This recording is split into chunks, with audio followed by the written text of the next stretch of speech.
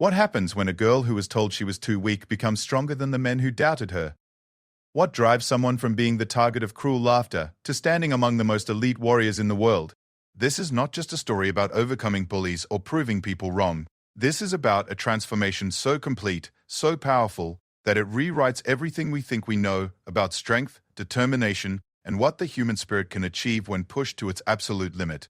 Sarah Martinez never planned to become a Navy SEAL. She never dreamed of breaking barriers that had stood for decades. All she wanted was to stop being the girl everyone laughed at, the girl they said would never amount to anything. But sometimes life has bigger plans for us than we have for ourselves. Sometimes our greatest pain becomes our greatest power. Sometimes the very thing that breaks us is exactly what we need to become unbreakable. This is the true story of how mockery became motivation, how weakness became warrior spirit, and how one woman's journey from victim to victor changed not just her own life, but challenged an entire institution to see strength in a completely new way. Sarah Martinez was 15 when she learned that sometimes the cruelest words come from the people who are supposed to protect you. It was a Tuesday afternoon in Phoenix, Arizona, and the desert sun was beating down on Roosevelt High School's football field, where the varsity team was practicing. Sarah had been walking home from her job at the local diner, her backpack heavy with textbooks, and her mind focused on the algebra homework waiting for her at home. She didn't see the football flying toward her head until it was too late. The impact knocked her glasses clean off her face and sent her stumbling backward, her books scattering across the ground. The laughter started immediately, not just from the players on the field, but from the group of cheerleaders who had been watching practice from the bleachers. "Nice catch, Martinez!" shouted Jake Thompson, the team captain whose father owned 3 car dealerships in town. "Maybe we should put you on the team." The other boys erupted in laughter, slapping Jake on the back as if he had just delivered the funniest joke in the world. Sarah scrambled to collect her books, her cheeks burning with embarrassment. Her glasses had landed several feet away, and without them, the world was a blur of shapes and colors. "Here, let me help you with that," came a voice that made Sarah's stomach drop. It was Coach Williams, the man who had taught her older brother Miguel how to be tough, how to be a man, how to never back down from a fight.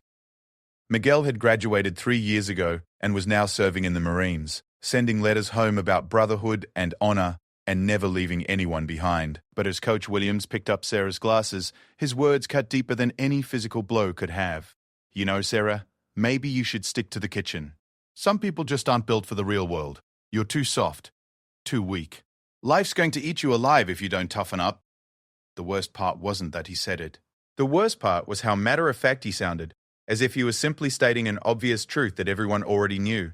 The worst part was that some of the other adults nearby nodded in agreement. The worst part was that Sarah, in that moment, believed him. She had always been small for her age. At 15, she barely reached 5 feet tall and weighed less than 90 pounds.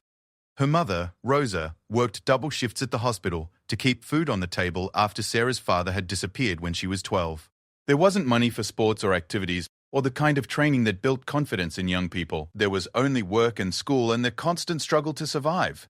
That night, Sarah sat in her tiny bedroom, staring at her reflection in the mirror above her dresser. The bruise on her forehead from the football was already turning purple, but the bruises on her self-esteem ran much deeper.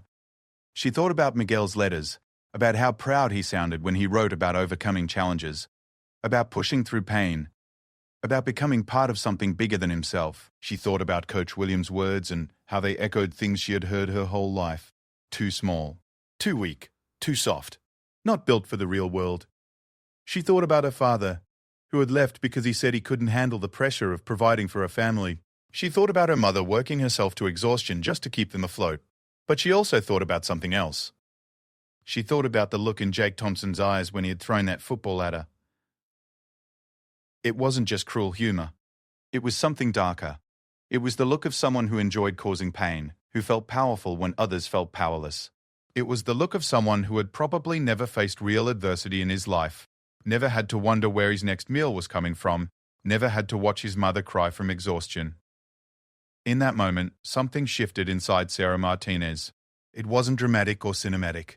It was quiet and deep and permanent. It was the first crack in the foundation of everything she thought she knew about herself. The next morning, Sarah woke up before dawn and did something she had never done before. She went for a run. Not because she enjoyed it, or because she had some grand plan. She went because she was tired of being the girl everyone laughed at. She was tired of being seen as weak. She was tired of believing that she was weak. The run was terrible. She made it less than half a mile before she had to stop, gasping for air, her lungs burning and her legs shaking. But she didn't go home. She walked until she caught her breath, then she ran again, then she walked. Then she ran. By the time she made it back to her house, the sun was rising and her mother was getting ready for her morning shift. "Mija, what are you doing?" Rosa asked, taking in Sarah's sweaty clothes and exhausted expression. "Getting stronger," Sarah replied, and something in her voice made her mother look at her more carefully. This became Sarah's routine. Every morning before school, she would run. At first, she could barely make it around the block, but each day she pushed a little further. Each day she lasted a little longer. The kids at school still laughed at her. Coach Williams still made cutting remarks whenever he saw her, but something was changing. Sarah started spending her lunch periods in the school library, researching fitness and nutrition and training methods. She couldn't afford a gym membership or personal trainer, but she could learn. She read about bodyweight exercises and military training techniques. She studied the routines that soldiers used to build strength and endurance. One day, she found an article about the Navy SEALs. She had heard of them, of course, but had never paid much attention. As she read about their training, about the physical and mental challenges they had to overcome, about the way they pushed past every limit they thought they had, something clicked. These weren't superhumans. They were regular people who had decided that being ordinary wasn't enough. They were people who had taken everything that tried to break them and used it as fuel to become unbreakable. They were people who had turned their pain into power. Sarah began incorporating elements of SEAL training into her morning routine.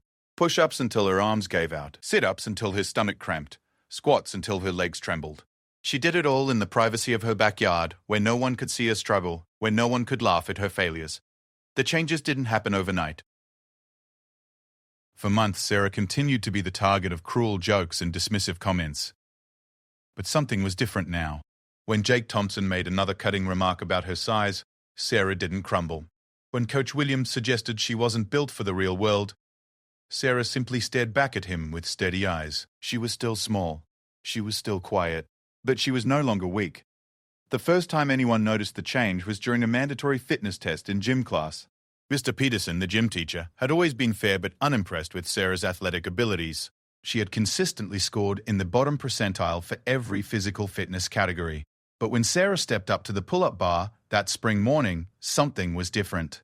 The other students gathered around, expecting the usual struggle, the quick failure, the embarrassed retreat.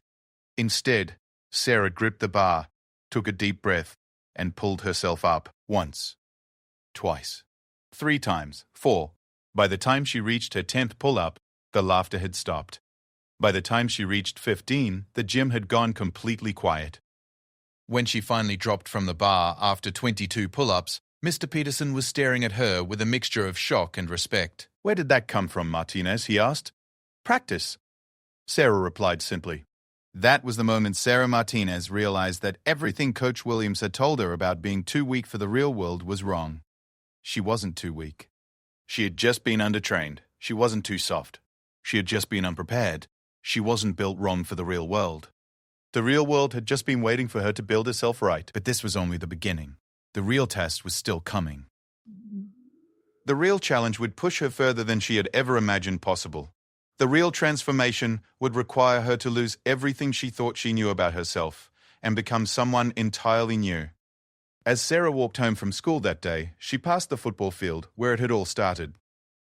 The team was practicing again, and Jake Thompson was still there, still throwing footballs, still laughing at his own jokes. But when he saw Sarah walking by, something in his expression changed. For just a moment, the cruel confidence wavered. Sarah didn't stop to gloat or make a scene. She simply kept walking, her steps steady and sure. She had bigger plans now. She had a vision of who she could become. And she was just getting started. Sarah's transformation didn't happen in a straight line. There were setbacks, moments of doubt, and challenges that seemed impossible to overcome. But with each obstacle, she learned something valuable about the difference between being defeated and choosing to quit. The summer after her junior year, Sarah was working 2 jobs to help her mother with the bills. She cleaned offices in the early morning hours before most people were awake, then spent her afternoons at the diner where the football team often came to hang out. It was there that she overheard a conversation that would change everything. Jake Thompson and his friends were sitting in their usual booth, talking loudly about their plans for after graduation. Most of them had college scholarships lined up, their futures secured by their athletic abilities and their parents' connections. But Jake was bragging about something else entirely. "My dad knows a guy who knows a guy," he was saying, his voice full of arrogance. "I'm thinking about the military. Marines, maybe. Navy. Show everyone what real toughness looks like. Those drill instructors won't know what hit them." His friends laughed and agreed that Jake would dominate military training. They talked about how easy it would be for someone with his natural athletic ability, how quickly he would rise through the ranks, how impressed everyone would be with his performance. Sarah was refilling their water glasses when Jake noticed her listening. "What about you, Martinez? You going to college?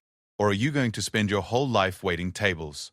The question was meant to humiliate her, to remind her of her place in their social hierarchy. But something unexpected happened. Instead of feeling shame, Sarah felt clarity. In that moment, she knew exactly what she was going to do. "I'm joining the Navy," she said quietly. The table erupted in laughter, not just chuckling or snickering, but genuine, breathtaking laughter. Jake actually slapped the table, his eyes watering with amusement. "You? The Navy? Sarah, you weigh like 80 pounds. You can't even reach the top shelf without a stepladder. What are you going to do? Swim really fast?"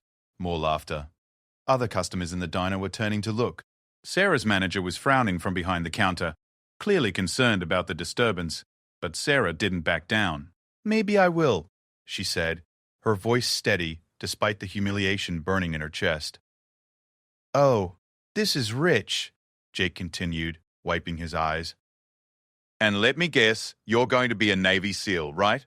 Because that worked out so well for all those other tiny girls who tried and failed."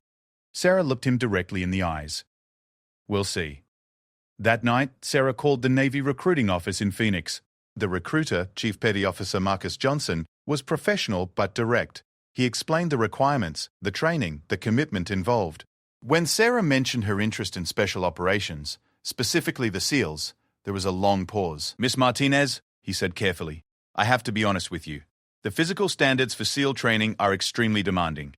Only a small percentage of male candidates even make it through. No woman has ever successfully completed the program. What would I need to do to qualify for the chance to try?" Sarah asked. Chief Johnson spent the next hour explaining the physical fitness requirements, the academic standards, the psychological evaluations. The numbers were daunting. She would need to run 1.5 miles in under 12 minutes, swim 500 yards in under 15 minutes, complete 50 push-ups in 2 minutes, 50 sit-ups in 2 minutes, and 10 pull-ups with no time limit. Those were just the minimum standards to be considered. The actual training would push far beyond anything she could imagine. "I understand you want to serve your country," Chief Johnson said, "but maybe you should consider other career fields in the Navy. There are many important jobs that would be better suited to your physical profile."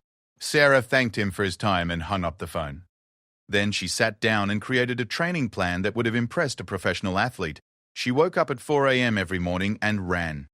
Not the gentle jogging she had started with, but serious, punishing miles that left her gasping and sweating. She found an old set of weights at a garage sale and convinced her mother to let her set up a makeshift gym in their tiny garage. She watched YouTube videos about proper form and technique, studied military fitness manuals, and pushed her body harder than she had ever thought possible. The diner job became her strength training ground. She volunteered for every task that required lifting, carrying, or moving heavy objects. She raced herself when clearing tables, turning routine work into cardio sessions. Her manager noticed her increased energy and promoted her to a supervisor role, which came with a small raise that helped at home. But the real breakthrough came when Sarah met Elena Vasquez. Elena was a customer at the diner, a quiet woman in her 30s who always sat alone and always ordered the same thing: black coffee and a single piece of toast. Sarah had served her dozens of times over several months, but they had never really talked beyond the basic pleasantries. One evening, as Sarah was wiping down tables near closing time, she noticed Elena doing push-ups in the parking lot beside her motorcycle. Not regular push-ups, but the kind of precise military-style repetitions that Sarah recognized from her research. "Excuse me," Sarah said, stepping outside. "I hope you don't mind me asking, but are you in the military?" Elena looked up, sweat beading on her forehead despite the cool evening air. "Was Marines. Did 3 tours in Afghanistan before I got out." "What was it like?" Sarah asked. Elena studied her for a moment. "Why do you want to know?" "I'm thinking about enlisting. Navy. Special operations, maybe." Elena's expression didn't change, but something shifted in her eyes. You ever done anything like that before? No, but I'm training. Show me, Elena said, gesturing to the ground. For the next hour, Elena put Sarah through the most intense workout of her life. Push-ups until her arms shook uncontrollably. Sit-ups until her abdomen cramped. Sprints across the parking lot until her lungs burned. Elena didn't offer encouragement or praise. She simply observed, occasionally correcting Sarah's form or pushing her to continue when she wanted to quit.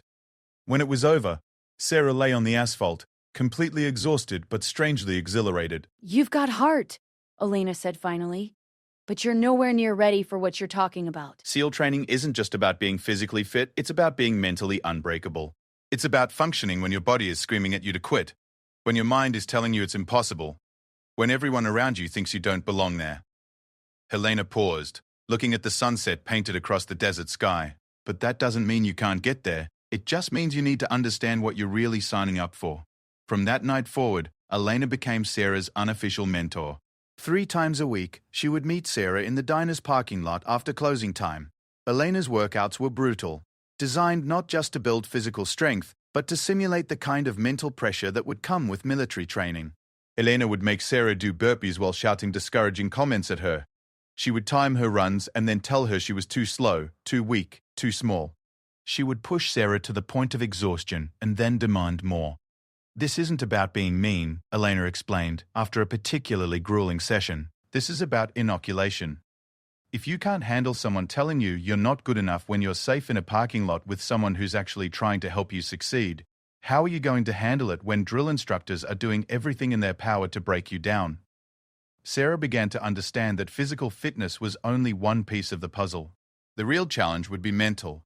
It'd be about maintaining focus and determination when everything around her was designed to make her fail. Elena taught her about compartmentalization, about how to separate physical pain from mental defeat. She taught her breathing techniques for managing stress and anxiety.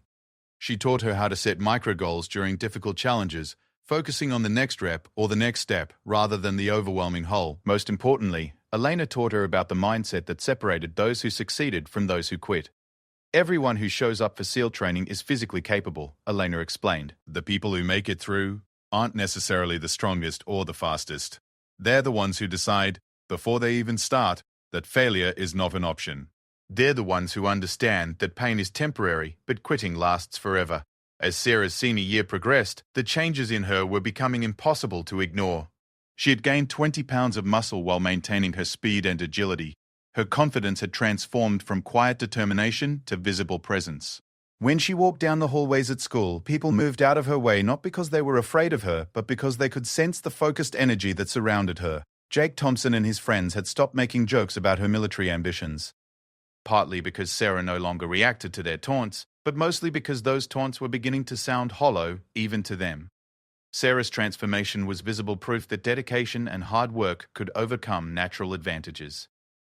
The real test came during the spring of her senior year, when the entire school was required to participate in a fitness challenge fundraiser. Students could choose from various events: a 5K run, a strength competition, or a military-style obstacle course that the ROTC program had set up. Sarah chose the obstacle course. The course included rope climbs, tire flips, bear crawls under barbed wire, wall climbs, and other challenges designed to test both strength and endurance. Most students approached it as a fun activity, a chance to try something different. Sarah approached it as a dress rehearsal for her future. When her turn came, a crowd gathered to watch. Word had spread about the girl who had transformed herself, and people were curious to see what she could actually do. Jake Thompson was there, along with most of the football team. Coach Williams was watching from the sidelines, his arms crossed and his expression skeptical. Sarah stepped up to the starting line and took a deep breath. She thought about Elena's training, about the months of preparation, about every person who had told her she wasn't built for this kind of challenge. When the whistle blew, Sarah attacked the course with intensity that surprised even herself. She scaled walls that were taller than she was. She army crawled under obstacles that left stronger students struggling. She completed the rope climb faster than anyone else in her class. When she crossed the finish line, the crowd was silent. Her time wasn't just good for someone her size. It was the best time any student had posted that day, male or female. Coach Williams approached her as she was catching her breath. "Where did that come from, Martinez?" he asked, his tone completely different from the dismissive way he had spoken to her years earlier. "Training, sir," Sarah replied. "Just training." But they both knew it was more than that. It was proof that everything he had said about her being too weak for the real world had been wrong. It was proof that potential isn't always visible on the surface, that strength can be built, that limitations can be overcome. As Sarah walked home that day, she realized that she was no longer the girl who had been knocked down by a football and laughed at by her peers. She was no longer the girl who believed she was too small, too weak, too soft for the challenges ahead. She was ready for the next phase of her journey. She was ready to find out just how strong she could become. The bus ride to Naval Station Great Lakes felt like traveling to another planet. Sarah sat in the back watching the Illinois landscape roll by, surrounded by young men and women who all seemed more confident, more prepared, more naturally suited for what lay ahead than she felt. The recruit sitting next to her was a former college football player named Davis, who spent the entire trip talking about how easy boot camp was going to be for someone with his athletic background. Across the aisle, a girl named Jennifer bragged about her family's military tradition and how her father had prepared her for this moment since childhood. Sarah listened to their conversations and felt a familiar flutter of doubt. Despite all her training with Elena, despite her transformation over the past year, she was still the smallest person on the bus. She was still the girl from the diner in Phoenix who had been laughed at for even suggesting she could do this. But then she remembered Elena's words. The people who make it through aren't necessarily the strongest or the fastest. They're the ones who decide, before they even start, that failure is not an option. Sarah had made that decision long ago, on a Tuesday afternoon, when a football had knocked her glasses off and changed the trajectory of her life. Everything since then had been preparation for this moment. Boot camp began before dawn on a Monday morning, with the sound of trash cans being kicked down the corridors of the dormitory. Recruit Division Commander Petty Officer First Class Rodriguez appeared in the doorway like an avenging angel, his voice booming through the sudden chaos. "Get up! Get up! Get up! You have 30 seconds to be standing at attention beside your racks, and if I see one person moving slowly, we're all going to have a very long conversation."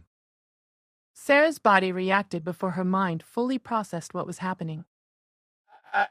Month of 4 a.m. wake-ups had trained her to go from sleep to full alertness in seconds. She was standing at attention, fully dressed and alert, while other recruits were still fumbling with their uniforms. RDC Rodriguez walked slowly down the line of recruits, his practiced eye taking in every detail. He stopped in front of Davis, the former football player who had been so confident on the bus. "Recruit Davis, you think this is a game? You think this is summer camp? Drop and give me 20. Davis hit the deck and started doing push-ups, but his form was sloppy and his breathing was already labored. Sarah watched and realized that all the confidence in the world meant nothing if you hadn't done the actual work to prepare. When RDC Rodriguez reached Sarah, he stopped for a long moment. She was easily 6 inches shorter than anyone else in the division and probably weighed 50 pounds less than the average recruit. But her posture was perfect, her uniform was squared away, and her eyes were focused straight ahead with unwavering attention. "Recruit Martinez," he said, his voice carrying just a hint of curiosity, "what makes you think you belong here?" It was a test, Sarah realized. He wasn't asking for her resume or her qualifications. He was asking about her mental state, her commitment, her understanding of what she had signed up for. "I belong here because I've earned the right to be here, sir," she replied, her voice steady and clear. RDC Rodriguez studied her for another moment, then moved on without comment. But something in his expression suggested that he would be watching her closely. The first few weeks of boot camp were designed to break down civilian habits and build military discipline. Physical training, classroom instruction, drill practice, inspections, and countless other activities filled every minute of every day. The pace was relentless, the standards were unforgiving, and the pressure was constant. Sarah thrived in this environment in ways that surprised even her. While other recruits struggled with the physical demands, she found herself energized by the challenge. The early morning runs that left others gasping for breath felt routine to her after months of Elena's training. The push-ups and sit-ups that reduced some recruits to tears were exercises she had been doing for years. But the real revelation was how much she enjoyed the mental aspects of the training.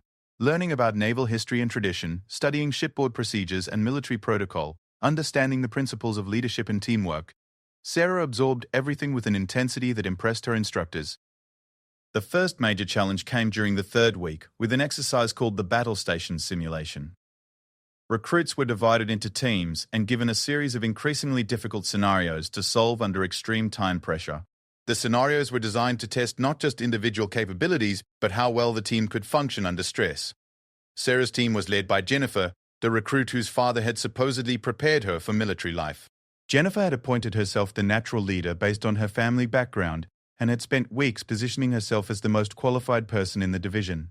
The first scenario involved rescuing simulated casualties from a smoke-filled compartment while wearing gas masks and carrying heavy equipment. Jennifer immediately began shouting orders, trying to direct every movement of every team member. But her commands were contradictory, and her plan was overly complicated. Within minutes, the team was falling apart. Two recruits collided trying to follow conflicting instructions. Equipment was dropped and scattered. The casualties were left unattended, while team members argued about who was supposed to be doing what. Sarah watched the chaos unfold and realized that leadership wasn't about having the loudest voice or the most impressive background. It was about understanding the mission, assessing the resources, and creating a plan that everyone could execute effectively. Without waiting for permission, Sarah stepped forward and began organizing the team. Her voice was calm but authoritative as she assigned specific roles to each person. She identified the most efficient routes through the obstacle course and established clear communication protocols. "Davis, you and Martinez take the left side," she directed. "Thompson and Rodriguez, you've got the right. I'll coordinate from the center and call out any changes we need to make." Jennifer started to object, but the other team members were already moving to follow Sarah's instructions. They could see that her plan made sense, that it was organized and achievable. The team completed the scenario successfully and went on to excel in the remaining challenges. But the real victory wasn't the successful completion of the exercise. It was the moment when Sarah realized that she wasn't just capable of keeping up with the other recruits. In many ways, she was setting the pace. After the battle stations exercise, RDC Rodriguez called Sarah aside for a private conversation. They walked to a quiet area overlooking the lake, away from the hustle and bustle of the training facility. "Recruit Martinez," he began, "I've been watching you since day one. You're not the biggest or the strongest person in this division, but you might be the most prepared. How did you know you wanted this?" Sarah thought about the question carefully. She had told people about her physical training, about Elena's mentorship, about her determination to prove everyone wrong. But she had never really articulated the deeper motivation that drove her. "I think I've always known, sir," she said finally. "I just didn't know what it was called.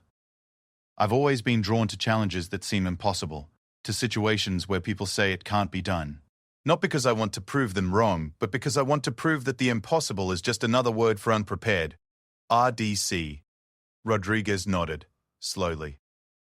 "Have you given any thought to what you want to do after boot camp? What rate you want to pursue?" This was the moment Sarah had been waiting for, the conversation she had been preparing for since the day she first called the recruiting office. "I want to try for special operations, sir. I want to see if I can qualify for SEAL training." RDC Rodriguez was quiet for a long time. Sarah knew what he was thinking because she had heard it from everyone she had talked to about her goals. No woman had ever successfully completed SEAL training. The physical standards were designed for the upper percentiles of male athletic performance. Even the most supportive people in her life had suggested that she consider other options. "The odds are not in your favor, Martinez," he said finally. "The washout rate for men is over 80%. You'll be starting with additional challenges that no one has ever successfully overcome." "I understand that, sir. But I'd like the chance to try." "Why?" he asked. "Why is this specific goal so important to you?" "There are many ways to serve with distinction in the Navy. There are many elite units that would value your capabilities. Why this particular path?" Sarah thought about Jake Thompson and Coach Williams and all the people who had told her she wasn't built for the real world. She thought about Elena and the lessons about mental toughness and the difference between being defeated and choosing to quit.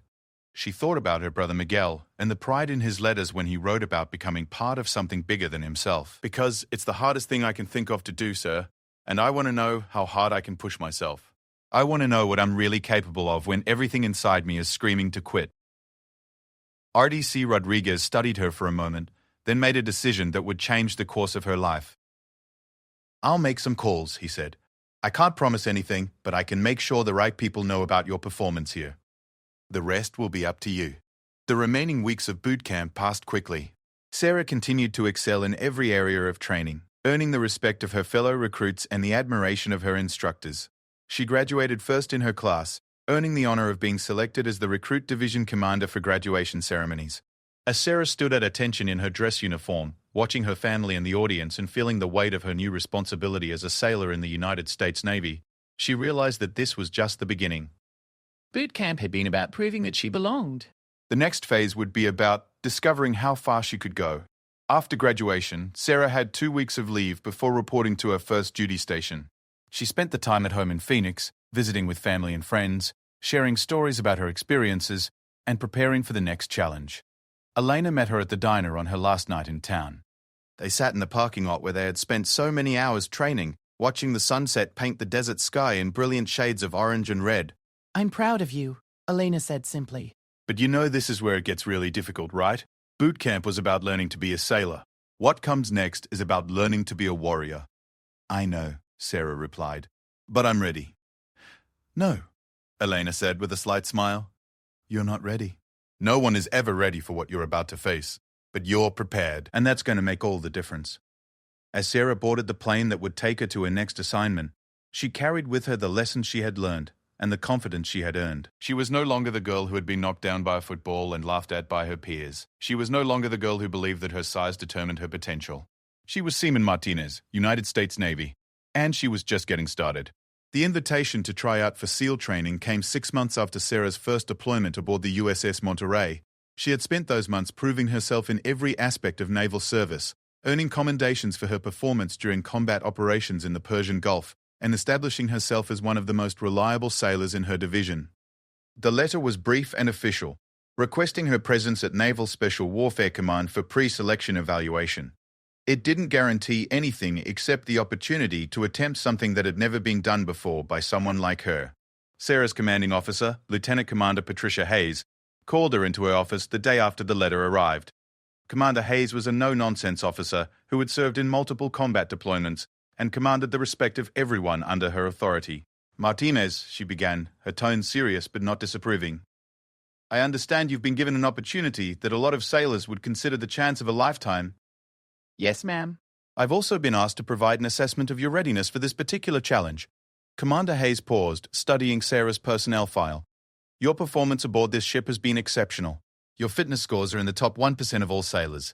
Your leadership evaluation's outstanding.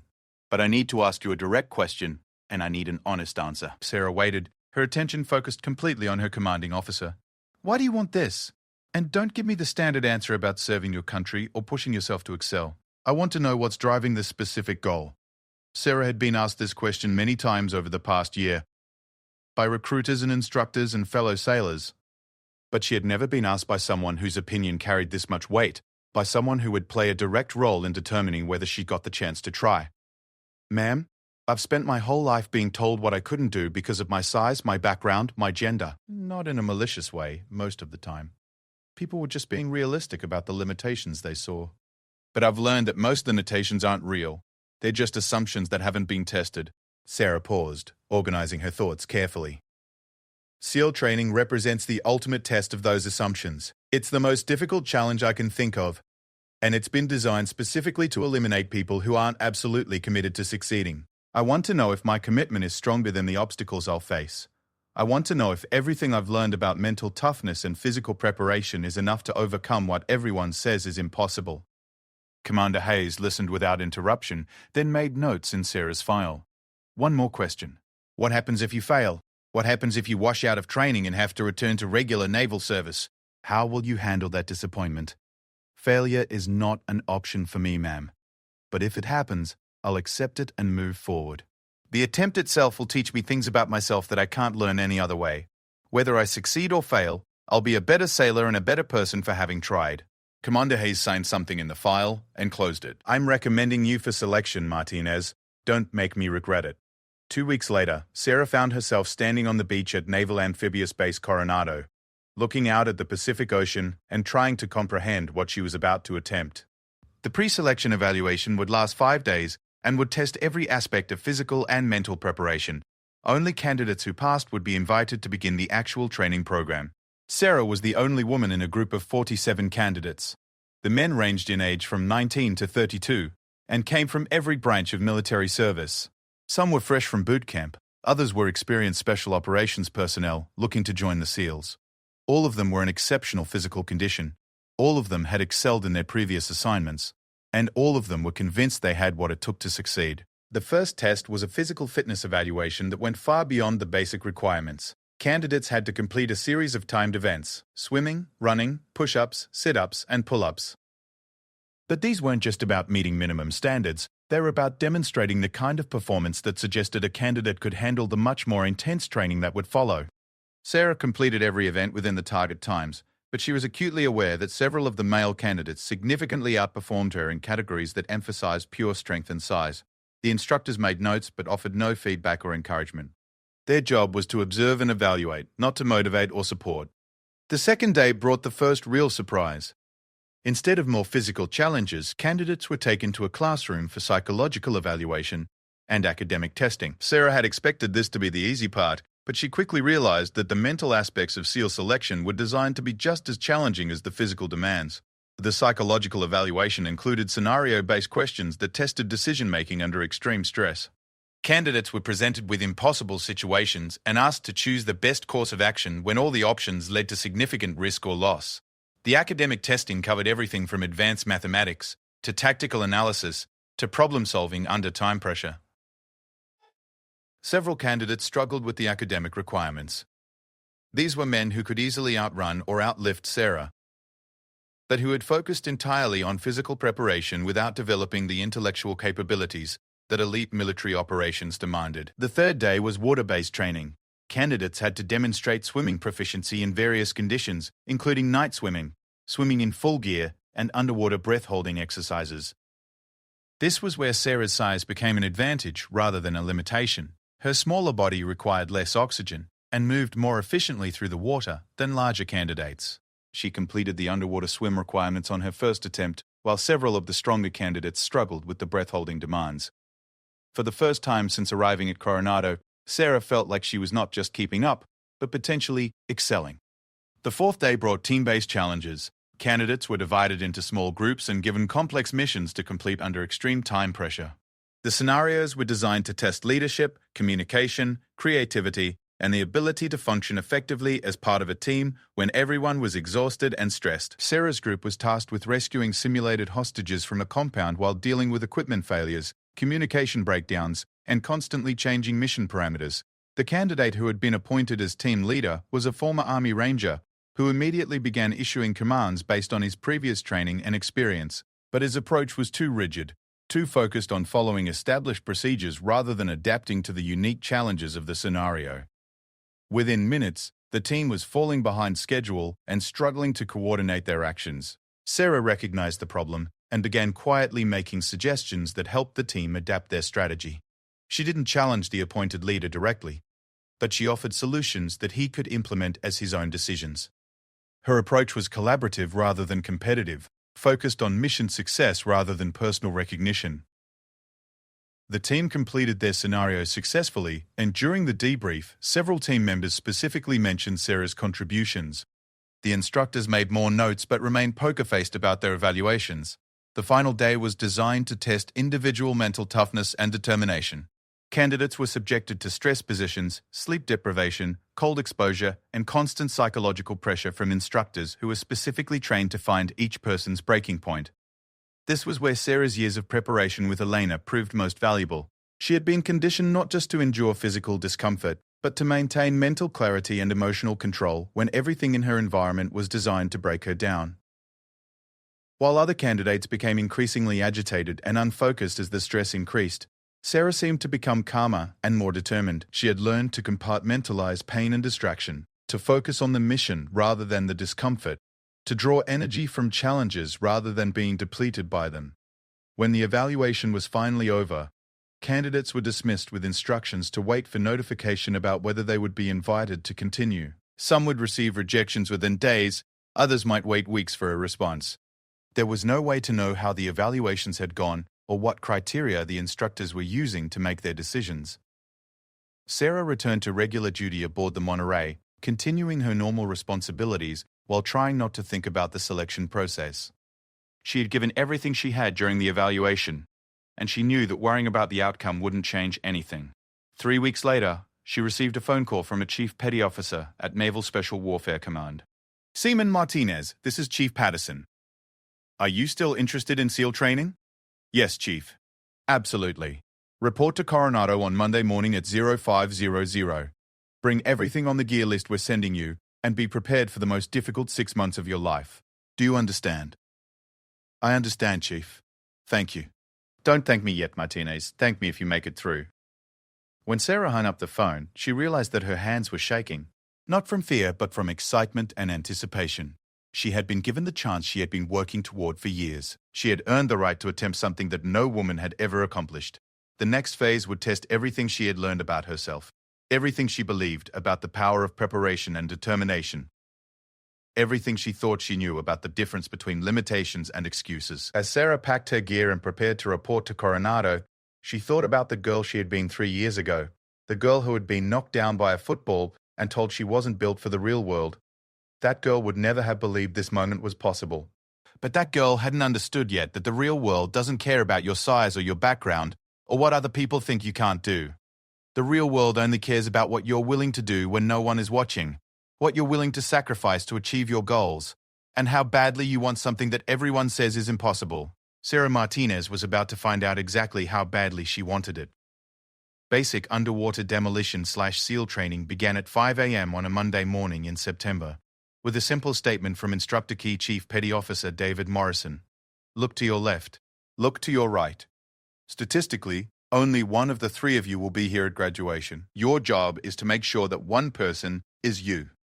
Sarah stood in formation with 78 other candidates, all of them men, all of them convinced they had what it took to become Navy SEALs. She was candidate 079, the number assigned based on her position in the alphabetical roster. She was also, as several instructors had already pointed out, the first woman ever to attempt this training. The pressure of being the first was something Sarah had expected, but experiencing it was different from preparing for it. Every mistake she made would be scrutinized not just as an individual failure, but as evidence that women couldn't handle elite military training. Every success would be dismissed as an exception that proved the rule. She would have to be better than everyone else just to be considered equal. But Sarah had learned something important during her years of preparation. External pressure could either crush you or forge you into something stronger, depending on how you chose to respond to it. The first week was designed to establish the brutal pace and uncompromising standards that would define the entire training experience. Candidates were awakened before dawn for punishing physical training sessions that pushed every person to their limits and beyond. Running, swimming, calisthenics, and obstacle courses were combined in ways that challenged not just physical capabilities but mental resilience. Sarah's small size, which had been a source of doubt and criticism for so long, turned out to be an advantage in many aspects of the training. She moved through obstacle courses more efficiently than larger candidates. She required less oxygen during underwater exercises. She recovered more quickly from cardiovascular stress. Her center of gravity made her more stable during balance challenges. But there were also areas where her size created additional challenges. Carrying heavy boats and logs during team exercises required her to work harder than others to pull her weight. Climbing ropes and walls sometimes demanded techniques that her taller classmates could accomplish more easily. The key was learning to excel where she could and compensate where she couldn't. To be indispensable to her team through intelligence, determination, and reliability even when she couldn't match the raw physical output of her larger teammates. The real test came during the 3rd week, with the infamous Hell Week, 5.5 days of continuous training with no sleep and minimal food. Candidates were pushed to the absolute limits of human endurance while being subjected to constant psychological pressure. Designed to identify those who would quit when the mission became impossible, Hell Week began on a Sunday night with surf torture, hours of lying in the frigid Pacific Ocean while waves crashed over the candidates' heads. The water temperature was cold enough to cause hypothermia within minutes, and the instructors seemed to take particular pleasure in keeping everyone in the surf longer than seemed humanly tolerable. Sarah had prepared for this by training in ice baths and cold showers, conditioning her body to function despite extreme temperature stress.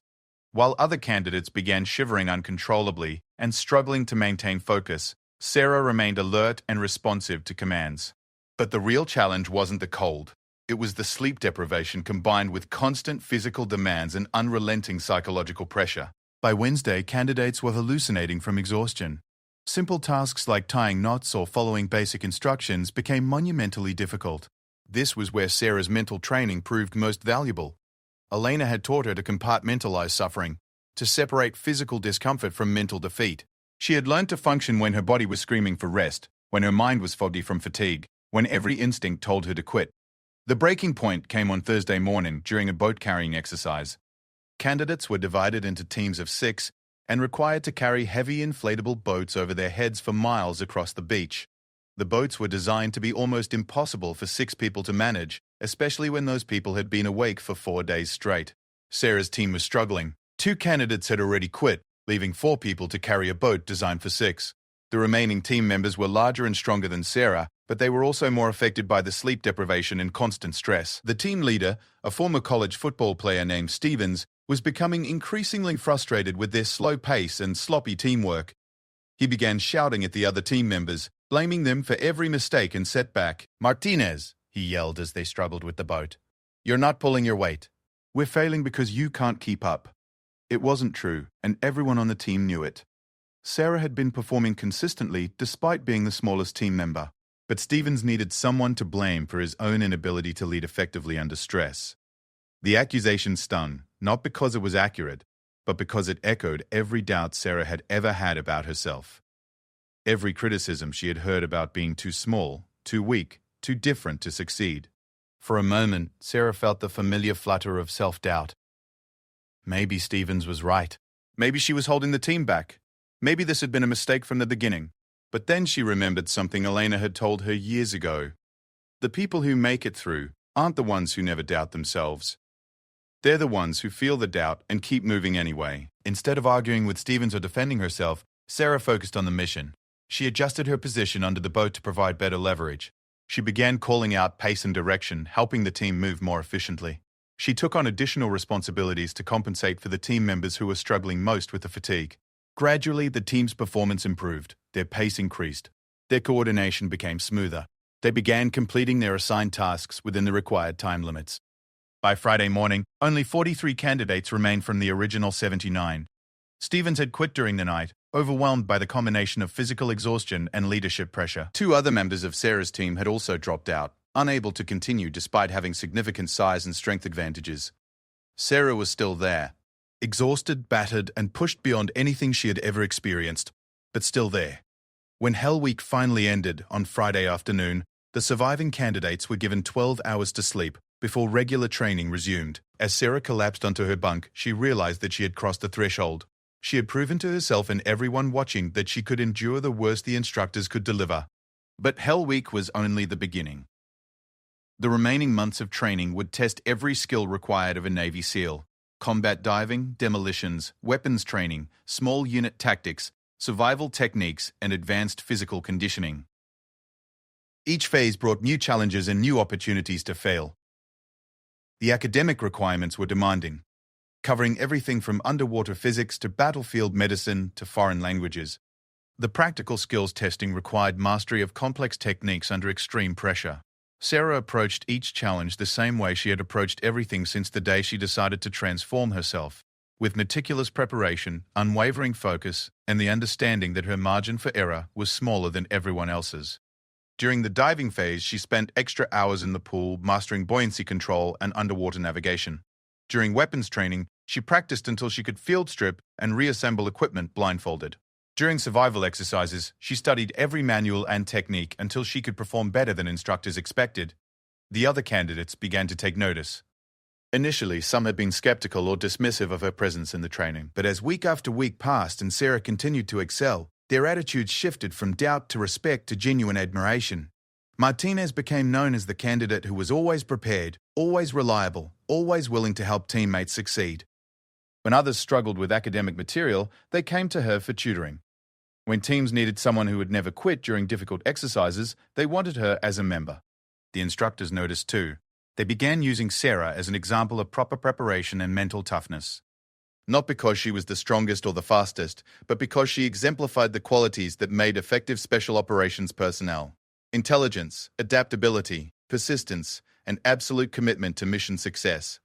The final test came during the last week of training, with a comprehensive examination that combined every skill and challenge from the previous 6 months. Candidates were given a complex mission scenario that required them to apply everything they had learned under conditions that simulated real-world operations. Sarah's scenario involved infiltrating an enemy facility, gathering intelligence, and extracting under fire while dealing with equipment failures and changing mission parameters. It was designed to test not just technical skills but decision-making under extreme stress. She completed every aspect of the mission flawlessly, demonstrating mastery of combat diving, weapons handling, tactical movement, and leadership under pressure. When the exercise was over, the evaluating instructors spent an unusually long time reviewing her performance before announcing that she had achieved the highest score in her class. Graduation day arrived with a ceremony attended by families, Navy leadership, and media representatives who had come to witness a historic moment. Of the 79 candidates who had started training, only 23 remained. Sarah was one of them. As she stood in formation wearing the Navy SEAL trident for the first time, Sarah thought about the journey that had brought her to this moment. She thought about the girl who had been knocked down by a football and told she wasn't built for the real world. She thought about Elena and RDC Rodriguez and Commander Hayes and all the people who had seen potential where others saw limitations. But mostly, she thought about what came next. Earning the trident was just the beginning. The real work of being a Navy SEAL was still ahead of her. After the ceremony, as Sarah was surrounded by congratulatory family members and reporters, she was approached by a young girl who couldn't have been more than 10 years old. The girl had somehow made it past the security barriers and was standing nearby, staring at Sarah with wide eyes. "Excuse me," the girl said quietly. "Are you really a Navy SEAL?" "Yes," Sarah replied, kneeling down to the girl's level. "I am. I want to be one too someday." "Is it really hard?" Sarah thought carefully about how to answer. She could talk about the physical demands or the mental challenges or the years of preparation required. She could mention the statistics about how few people successfully complete the training. Instead, she remembered what Elena had told her years ago about the difference between being defeated and choosing to quit. "It's the hardest thing I've ever done," she said. "But that's what makes it worth doing. If it was easy, everyone would do it. The hard things are what make us who we really are." The girl nodded solemnly, as if she understood exactly what Sarah meant. "What's your name?" Sarah asked. "Emma." "Well, Emma, if you decide you want to try this someday, start preparing now. Read everything you can. Train every day. Learn what it means to never give up, no matter how hard things get. And remember that the people who say it's impossible are usually the people who never tried." As Sarah watched Emma walk away, she realized that this was perhaps the most important moment of the entire experience. Not the graduation ceremony or the media attention or the historic significance of what she had accomplished. This was the moment when she understood that her success wasn't just about proving something to the people who had doubted her. It was about showing others what was possible when you refused to accept limitations, when you prepared thoroughly, when you committed completely to becoming the best version of yourself. Sarah Martinez was no longer the girl who had been knocked down and laughed at. She was no longer the girl who had been told she was too small, too weak, too soft for the real world. She was Petty Officer Second Class Sarah Martinez, United States Navy SEAL. She was a warrior who had earned her place among the most elite military personnel in the world through dedication, sacrifice, and absolute refusal to quit, and she was just getting started.